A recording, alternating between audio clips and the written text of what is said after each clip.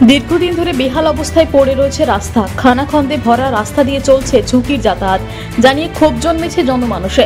আসানসোলের কুলটি মিউনিসিপ্যালিটির রাস্তা দীর্ঘদিন যাবৎ বেহাল অবস্থায় পড়ে রয়েছে। রাস্তার অনেকাংশে পিচ উঠে গিয়ে বোল্ডার বেরিয়ে ছড়িয়ে ছিটিয়ে রয়েছে। রাস্তার বেশ কিছু জায়গায় গর্তে জমেছে জল, যার ফলে ওই রাস্তা দিয়ে পারাপারে চরম দুর্ভোগ পোহাচ্ছেন পথচারী, স্কুল পড়ুয়া থেকে সাধারণ মানুষ। সামনেই রয়েছে আসানসোল পুর নিগমের বড় কার্যালয়। বড় চেয়ারম্যান, পুর আধিকারিক, কর্মী ও মেয়রের ওই রাস্তা দিয়ে যাতায়াত থাকলেও রাস্তা সারাইয়ের ব্যাপারে কোনো হেলদোল নেই প্রশাসনের, এমনটাই অভিযোগ। দ্রুত রাস্তাটি সংস্কারের দাবিতে সরব হয়েছেন স্থানীয়রা। এ বিষয়ে পুর প্রশাসনকে নিশানা করেছে কংগ্রেস ও বিজেপি। এদিকে রাস্তা খারাপের কথা স্বীকার করার পাশাপাশি দ্রুত রাস্তা তৈরির আশ্বাস দিয়েছেন স্থানীয় বড় চেয়ারম্যান চৈতন্য মাঝি। তো মানে এমনিতেই যা অবস্থা ভাঙাচোরা হয়ে রয়েছে, এই রাস্তাটা এত চলে, যানবাহন চলে এই রাস্তাটাকে, তারপরে সামনেও কর্পোরেশন রয়েছে, কর্পোরেশন অফিস, ফলে এই রাস্তাটাকে ভালোভাবে তৈরি করে রাখাটা তো একটা খুবই জরুরি দরকার ছিল। নাহলে যখন তখন অ্যাক্সিডেন্ট হওয়ার মতন অবস্থা হয়ে আছে। মানে এই রাস্তাটা পুরোটাই ওই কর্পোরেশনের ওই দিক থেকে যে রাস্তাটা হয়ে আছে সেটা ঠিক আছে, এদিকটা কিন্তু একদমই যাতা হয়ে আছে। ये रोड ख़राब है, बच्चा को लेकर स्कूल से आने में तकलीफ़ होता है। यहाँ पर पानी भी जाम है, गाड़ी भी जाने के बाद में पत्थर भी उड़ता है। यहाँ पर पूरा रोड ख़राब हो गया है, इसका कोई उपाय लगाइए। हम लोग का आने जाने में दिक्कत हो रहा है, बच्चा को लेकर साइकिल से आना जाना भी पड़ता है। यहाँ पर भी आगे में भी गड्ढा है, वहाँ भी गड्ढा है, पूरा आगे तक फ्लैट के पास में पूरा ख़राब हो गया रोड। उसका कोई उपाय है करिए। यहाँ पर जाने में भी पत्थर उड़ता है, बच्चा लोग के लगने का भी डर है। कितना बच्चा पैदल भी चलने वाला है, रास्ता में गाड़ी जाने के बाद में पत्थर उड़ाता है, वहाँ पर चोट लगने का डर है। रोड बहुत ख़राब है, बहुत ख़राब है। रोड का कोई उपाय नहीं, ना बनेगा ये रोड, हमेशा ख़राब ही रहता है रोड यहाँ का। क्या चाह रहे हैं आप लोग? ये रोड बनाने के लिए और क्या है, और बस वही चाहते हैं रोड बढ़िया रहे।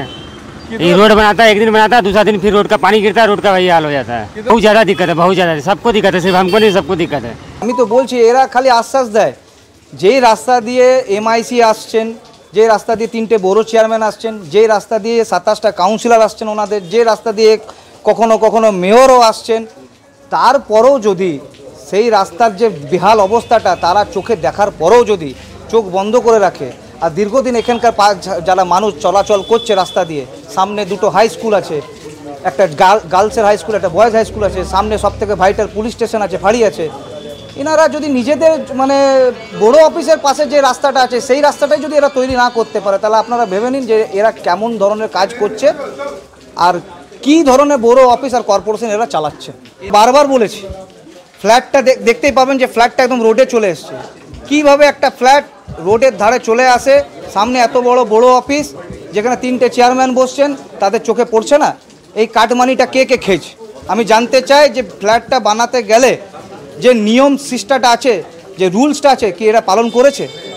এটা তো সবার চোখের নজরে আছে একদম। তাহলে আমি জানতে চাই ফ্ল্যাটটা কে দিল বানাতে পারমিশন, যে রোডটাকে একদম রোডে চলে এসছে, যেটা একটা নিয়ম আছে কিছু ফুট ছাড়ার। বিগত 5 বছর থেকে এই রাস্তার এই অবস্থা। এর আগেও রাস্তাটা যখন তৈরি করা হয়েছিল তখন কিভাবে ছিটপটি দিয়ে রাস্তা বানানো হয়েছে তার প্রমাণ আপনি দেখতে পাচ্ছেন, ওখানে পাথর বেরিয়ে গেছে। আর সবথেকে বড় যে যারা থাকে ওখানে তাদেরও একটা লজ্জাজনক বিষয় আছে, তারা কমার্শিয়াল প্লেস বানিয়ে দিয়েছে। তারা ঘরের মধ্যে গোদাম, স্টোর, বড় বড় কোম্পানি চালাচ্ছে।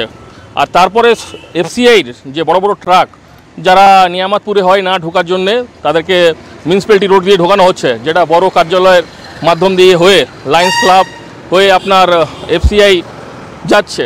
তাদের জন্যে মালবাহক যে ট্রাকগুলো ঢুকছে, ভারী ভয়ঙ্কর ট্রাকগুলো ঢুকছে, তার জন্য রাস্তাটা এই দুর্ভোগ অবস্থা।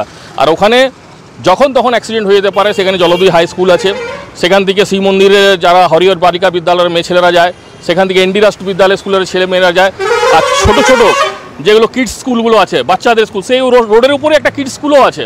মানে যখন তখন কোনো দুর্ঘটনা ঘটতে পারে। এত গাড্ডা আছে কি জলের যে ছিটা পড়ে, সে ছিটা থেকে মানুষের ড্রেস, পোশাক, বাচ্চাদের খারাপ হয়ে যেতে পারে। তো প্রশাসন যেখানে পৌরসভা কার্যালয়, যেখানে বড় কার্যালয়, সেখানে চোখ বন্ধ করে কিভাবে মিউনিসিপ্যালিটিটাকে স্টোর রুম বানিয়ে দিয়েছে। যে মিউনিসিপ্যালিটিতে মানুষ কুলটি বিধানসভার 35টা ওয়ার্ড, তারপরে 28টা ওয়ার্ডের সমস্যা নিয়ে যেত, সেটা আজকে স্টোর রুমের অবস্থা পরিণত হয়েছে। দিক দিয়ে আবেদন করবো, ভারতীয় জনতা পার্টির দিক দিয়ে আবেদন করছি কি তাড়াতাড়ি করে রাস্তাটাকে মরম্মত করা হোক। আমাদের খারাপ লাগছে, কিন্তু তার মধ্যে একটা বিষয় রয়েছে, এখানে আমাদের এফসিআই এর গোডাউন রয়েছে একটা, ঠিক আছে, রাস্তাটা অবশ্যই খারাপ আছে, এটা অস্বীকার করবো না। এই রাস্তার জন্য আমরা অ্যাপ্লাই করে দিয়েছি। আমাদের এই অ্যাপ্লিকেশান যথোপযুক্ত মানে তাড়াতাড়ি এটা আমরা ব্যবস্থা করতে পারবো, এরকম একটা জায়গায় চলে গেছে এবং খুব শীঘ্রই এটা মেরামত হবে এবং তৈরি হবে নতুনভাবে, ঠিক আছে। এবং এই রাস্তার উপর দিয়ে বড় বড় যে লরিগুলো যায় এফসিআই গোডাউনের, সেটা কিন্তু খুব বড় প্রেসার পড়ে একটা। এটা যদি কোনো বিকল্প রাস্তা করা হয় সেটার জন্য আমরা চিন্তা ভাবনা করছি, ওনাদের সঙ্গে আলোচনা করব এফসিআইয়ের ট্রাকগুলো যাতে এই কর্পোরেশনের বা এইরকম একটা ভালো মানে পজিশনের উপর দিয়ে এত ঘন ঘন ট্রাক, এত বড় বড় ট্রাক যেন না যায়, তাতে বিপদ হওয়ারও আশঙ্কাজনক অবস্থা রয়েছে। এরকম ব্যাপার দিয়ে আমরা একটা আলোচনা করব যে এই রাস্তাটা বিকল্প কিছু করার, এবং রাস্তা খুব তাড়াতাড়ি আমাদের তৈরি হচ্ছে নতুন। আসানসোল থেকে সৌম্য গাঙ্গুলির রিপোর্ট, টিভি নিউজ 10। সুলভের সঠিক চিকিৎসার একমাত্র প্রতিষ্ঠান বিবেকানন্দ হসপিটাল। 24 ঘন্টা emergency service, blood bank, trauma care. আপনাদের সেবায় আমরা তৎপর।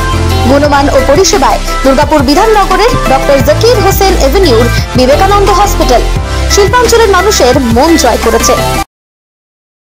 সবার আগে খবরের আপডেট পাওয়ার জন্য সাবস্ক্রাইব করুন আমাদের ইউটিউব চ্যানেল এবং ক্লিক করুন বেল নোটিফিকেশন আইকনে।